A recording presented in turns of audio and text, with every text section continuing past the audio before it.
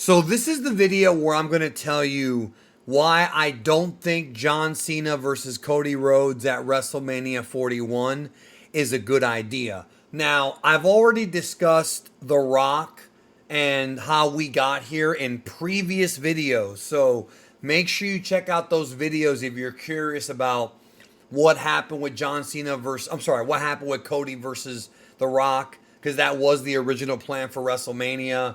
John Cena and Randy Orton was rumored for a while. Now it seems like the direction has shifted, and it's going to be Cena versus Cody. This is from Fightful. Sean Ross Sapp said it. Meltzer said it. I believe Zarian said it. So, and clearly, if you watched Monday's Raw and you saw Cena's promo about entering the Royal Rumble and going for that 17th title, they're clearly setting us up for that. There was a rumor of Logan Paul and Cena at WrestleMania, because remember, Logan Paul was one of the guys that was discussed in Coming to Raw during the Netflix episode, and he didn't make it. Neither did Penta. So a lot of things that were in place have obviously been changed. So it's not going to be Logan Paul and Cena. Now, I want to make this clear. This has nothing to do with my like or dislike of Cody Rhodes and John Cena as wrestlers, because I do have a tremendous amount of respect and I do like Cody Rhodes and John Cena. Cody Rhodes has been a great flag bearer for the company. John Cena, like him or not, as far as his matches go, and he has had some great ones, you can't deny that, but he kind of got off to a slow start. But he's done so much for Make-A-Wish, and I just have nothing but the utmost love and respect for these guys. And if they were to do this match on a PLE or on a Saturday night's main event, I wouldn't have a problem with it. But WrestleMania is kind of where I have an issue. Now, something I want to get out of the way besides just that right off the hop is I want to get out of the way that I do understand the story they're trying to tell here, because this is an idea that I thought would make a lot of sense years ago, which is you have this legend, John Cena, this aging legend, coming back for one last attempt to break the championship record, which is 16 times. Ric Flair is tied with John Cena, even though if you're a real wrestling fan, it goes up to about 21, even 25 if you count phantom title changes and things like that. Ric Flair is way more than a 16-time champion. But by WWE's canon, it's 16. Him and Cena are tied. With the story being, can John Cena, in his last big hurrah, break the record? Now, this story, in and of itself, is a great story. In fact, I even pitched a few videos ago, and I'll leave links to all this content at the end of this video, that I thought that Cena versus Gunther for the World Heavyweight title would actually be a great WrestleMania match. Gunther can get the best out of John Cena. Gunther's kind of like this big obstacle for him to overcome, kind of like how Umaga and the Great Khali and guys like that were in the past, except that Gunther's a much better technical wrestler. So Gunther and John Cena, just that match on its own, I think would work. But Cody and Cena, it's a little bit different.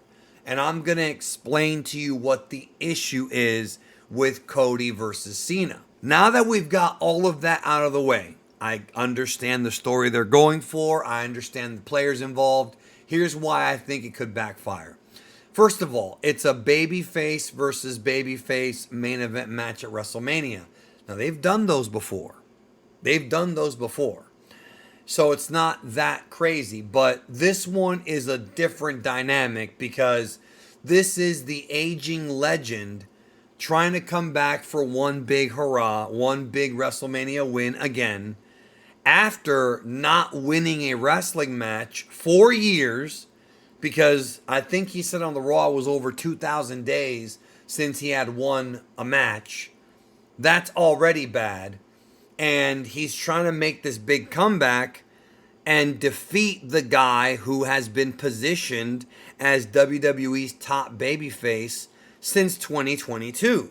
Cody Rhodes, a guy who came over from being an EVP in AEW, who's wrestled with literally a torn pec, worked through injuries, and worked through hardships to become the man in the business.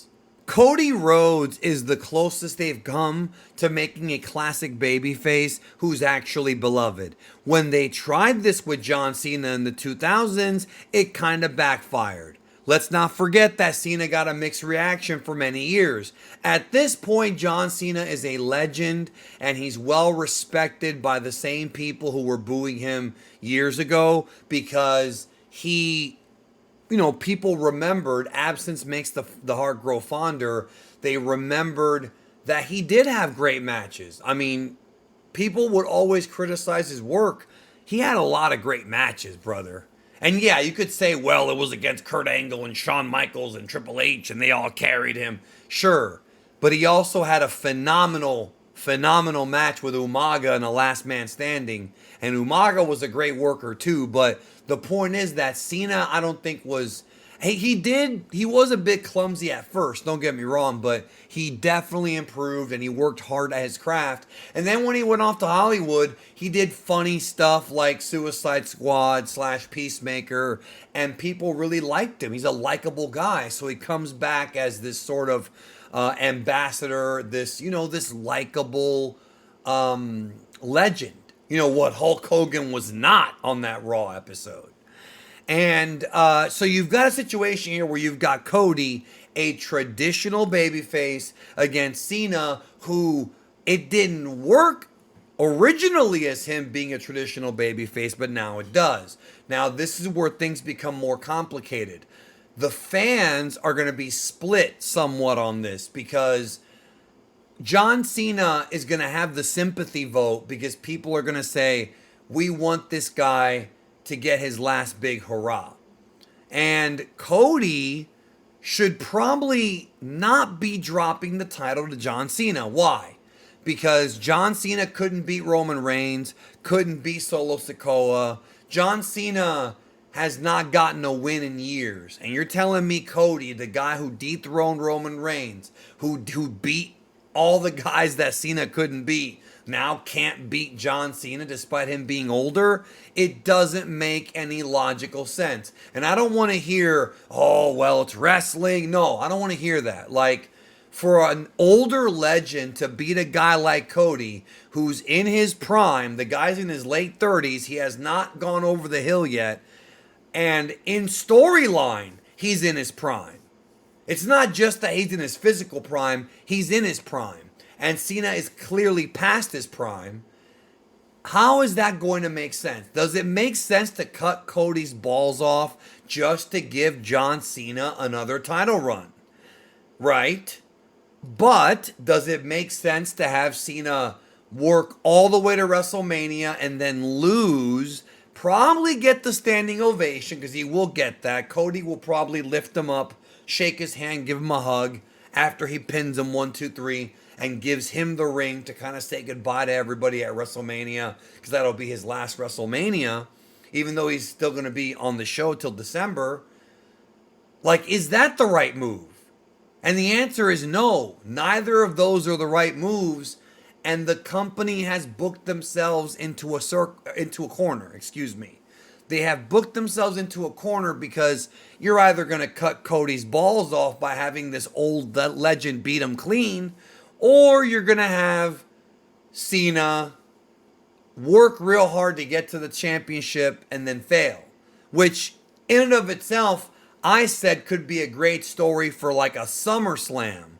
But not for WrestleMania. For WrestleMania, you don't always... typically with WrestleMania, you want to end most WrestleManias, not all, but most, with a vanquishing hero. And we've had, 3 years in a row of Roman Reigns leaving WrestleMania as the vanquishing villain. Cody's not really a villain. So you've got a hero beating a legend. It's going to make people bummed out. It really is. That's why I thought it would make more sense for Cena to go after the world title, because then either way it won't be the show closing match, but it'll still be a featured match. So I was thinking about this Monday night, and I was racking my head because you guys know that I really think things through. And I was thinking, okay, this is John Cena's last year. He's in a situation where he's going up against Cody Rhodes, who's a super babyface. He's also a super babyface. He's a legend. What can they do to get out of this? How can they leave WrestleMania with something memorable and something that will be unforgettable for John Cena's final WrestleMania appearance? And then it hit me. What I'm about to tell you is the only way, in my opinion, they can actually get out of WrestleMania while simultaneously giving Cody Rhodes a reason to be there that isn't just to win or lose against Cena, while also giving us a memorable moment for WrestleMania history as well as for the career of John Cena. And that is if they actually pull the trigger on something that people wanted them to do years ago, and they actually do it, and this is how it can make sense. The only way for this to actually make sense to where you can have one of these two guys win and have it make sense to where neither guy ends up getting buried and the crowd doesn't really leave on a sour note by having Cody just beat Cena and leave the ring. And no, you actually turn Cena heel. Can you imagine his final run in the company? I'm not saying he has to be a heel for the rest of the year. Hear me out. Just hear me out for a minute. Think back to WrestleMania 17. They were in a very similar situation. You had Rock and Austin. On television, Rock was getting booed more than Austin was. People were behind Austin. Something like that could happen here. The crowd could ease behind one of the two guys. Wouldn't it make sense if John Cena, who has not won a match in multiple years, can't beat Cody Rhodes? He can't make him tap out. He's done several attitude adjustments. Cody keeps kicking out.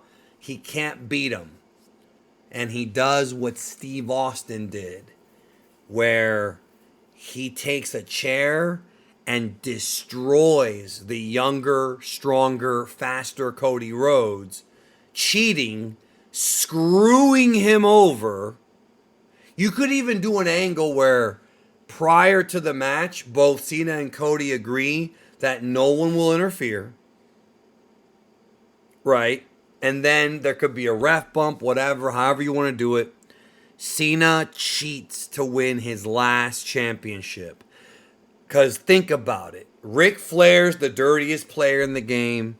Cena then becomes the 17-time champion, also doing something dirty. And we have a short 2025 heel John Cena run. Cody can chase him and get the title back either at SummerSlam or later in the year at some point. But you're finally going to give us the John Cena heel turn. And make no mistake, there are going to be people that are going to cheer for John Cena. There are fans who have wanted this. If you're not going to have the final boss Rock be Cody's opponent at WrestleMania, then you might as well have the desperate aging Cena trying to cling on to the limelight one last time, cheat to win. Something that nobody's expecting, something that will make that finish memorable, and then, of course, Cody can get the title back later and retire John later in the year. And then you could even have Cody beat John for the title, and then he doesn't retire him right away. But then John has a couple more months as the babyface before he leaves and rides off into the sunset in December. So to me, that is the only way that this works. And I've thought about this because then you've got the Cody fans saying, okay, well, he got fucked. He didn't just lose the title. He got screwed over by John Cena. But you're going to have the fans say, you know what? Cena's last chance to become world champion was here at WrestleMania, and he cheats to do it. He actually goes heel. Something they have been so against doing for years. 4 years, yo. For decades. We finally get it during the last run. That's the only thing that makes sense. It's the only way to not only spice up the Cena retirement run, but to give Cody an out, to let Cody chase the title once again, and to give Cena a new type of promo to cut, a new type of attitude to have. Cena has an attitude adjustment. It's just perfect. I can't think of anything else. That's the only way. That's the only way. You know I'm right. You know I'm right. Don't even sit there and bullshit me. You know I'm right.